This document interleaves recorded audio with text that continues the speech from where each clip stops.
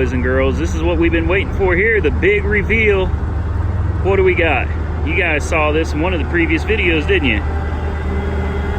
Yes, sir. We got us a Lexus. Not bad. Not bad. How much did we pay for it? We paid $1,000 for it. Came out to $1,330 out the door. That's after fees. Like I said, when we did the video where we showed it, I mean, the thing's got practically brand new Firestone Destination LE2s on it, man. Tires are in like new condition. 182,000 miles. She is clean, man. Look at it. I mean, you guys already saw it before. I know that the battery's dead, so we ain't got to worry about starting it. And I didn't bring my booster pack. I know. We're going to have to go back to the house and get the booster pack for this thing, but hey, for $1,300, personally, I think this is a steal. Now all we got to do is go grab the booster pack. Let's fire this thing up. Clean title. I want to point that out. Clean title. This was a donation. Now, I know a lot of you are suspecting that we got a transmission problem, and we're about to find that out because I kind of suspect the same thing too. But when I checked the transmission fluid on it, there was nothing. No clean fluid, no metal shiny flakes in it. But we did buy this without hearing it run. So we're going to grab that booster pack. We're going to fire this thing up, and we're going to see if it's a run and drive ready to go down to the lot and sell, or if we bought a dud. Let's do it. So we're about to find out if this thing fires up or not. Oh, so the battery does have a little juice, not much. It's good that it's got some though. We'll make sure we plug this into the 12 volt side there.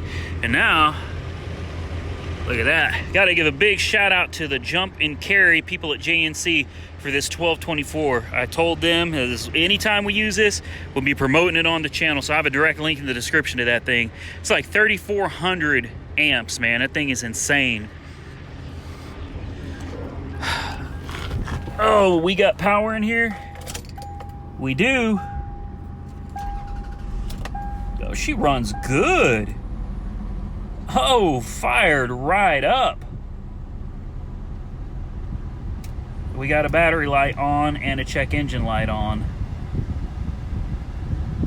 Uh-oh. That battery light could be an alternator. Oh, that could be a lot of fun. Well, the air conditioning is on. Air conditioning is ice cold. Steering turns nice. About this window works. Whoa, no, up now. Seems like the window got confused there for just a moment. Yeah, I'm gonna bet the alternator is shot on this. Alternator is right there. It wouldn't hurt to check to make sure the plug is in there, the wires are good, everything looks good there. Make sure this is tightened down, and it is. Come back over to the battery here, and cables might be, yeah, the cables are both loose, so let's tighten those down, see if that battery light goes away. So I know this probably isn't the best idea I've ever had, but I'm gonna leave this laying on the engine like this, and I'm going to close the hood if it'll close, and it will, good deal. We're gonna fire it up, put the dealer plate on it, and we're going to attempt to drive this thing to the house. Let's go. We are going to give this a shot here. Hopefully all it is an alternator. My favorite place in the world right there. Here we go.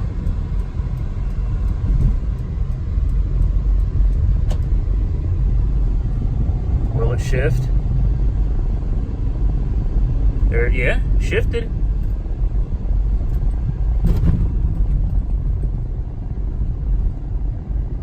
It seems to be driving fine. We're doing 40, there's no funny noises.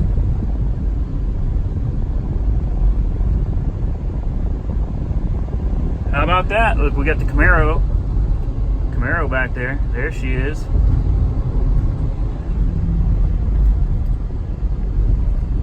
What do you guys think? Man, if all it needs is an alternator, that's nothing. That's nothing. Steering wheel is nice and straight. She's riding solid, cold air conditioning. Man, you can't beat that for $1,000 bucks. Well, $1,330 out the door.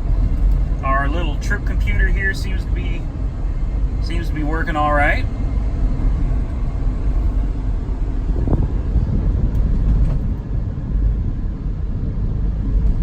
We're getting it. The brakes are good too. Man.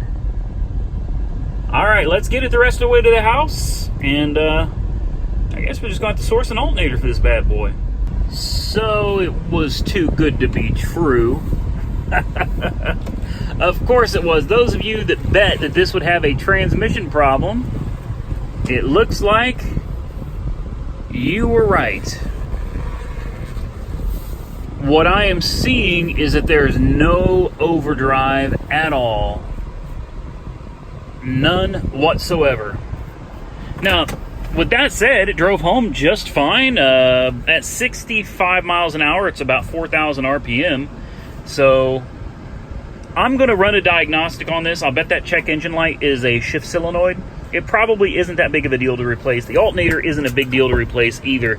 So we'll run that diagnostic real quick, see what comes up, and hopefully it's something we can get taken care of fairly quickly and inexpensively.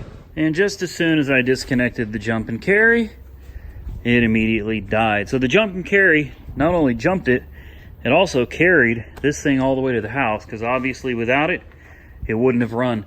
Now I ran a diagnostic on this, and unfortunately, it didn't give me any codes for a shift solenoid. So I don't know. I'm gonna try to put this battery on like a recondition, see if we can get this battery brought back to life, and we'll check the transmission fluid, and we'll see. I don't really know where to go from there. I mean, the alternator's right there, so the alternator isn't that difficult to change. At least it doesn't look like it's going to be difficult to change. So that's not really a big deal, but no overdrive. That's definitely a problem. And we're going to have to figure that one out. So here's what we found out. After running a diagnostic on the Lexus over here, / Toyota, we have found that we have a bad NOx sensor, a potentially faulty mass airflow sensor, and the alternator is definitely shot. So I've got the battery charging, but I thought NOx sensor, that's easy. On GMs, they're just on the side of the block, real easy to get to, easy to replace. Here's another thing. It is not shifting into overdrive. No overdrive at all. So fourth gear is gone. After doing some research, come to find out the NOx sensor or NOx sensors being faulty will cause it to not shift into overdrive. We have no other codes. So the NOx sensors are cheap. They're like 18, 19 bucks for a pair. The mass airflow sensor is like $18 for one. The alternator, I can get a used factory Toyota / Lexus for like 60 bucks, free shipping. All of this is quick, easy, and free to be delivered. And I'm like, okay, good deal. We'll replace the NOx sensor. We'll get, or NOx sensors, there's a pair of them. We'll get this thing back on the road and it's going to be great. Well, the lovely engineers over at Toyota decided to put the NOx sensors underneath the intake manifold, not under the plenum, under the intake, as in the lower intake manifold has to be removed. You got to tear this thing down to get to it. That I'm not very happy about, but it looks like to me we replaced the mass airflow sensors, or mass airflow sensor, we replaced the NOx sensors, and we put an alternator on it. This thing should be golden, and this thing should be easily worth $4,000, maybe 35 on the low end, but I'm thinking somewhere around 4,000, maybe 45. It runs and drives very well. Get those things replaced, and this is going to be a solid driver, man, with practically new tires, pearlescent paint, beautiful interior. No, this thing should sell. So I think we're going to have some work to do in the future. I'm not looking forward to it. Maybe I can get Mike up here to help out. We can work on it together. Or maybe we'll just do it ourselves. I don't know. We'll figure that out in the future. So stay tuned, because we're going to have some updates coming on the Lexus. We definitely got to get some work done to it. And until next time, guys, if you're not subscribed, please consider subscribing to the channel. I'd certainly appreciate it. If you don't follow me on Instagram, you see stuff like this days before it goes up on YouTube. Follow me on Instagram, Auto Auction Rebuilds. Don't forget to hit that like button, subscribe to the channel. Stay safe out there. I will catch you all very soon in the next one.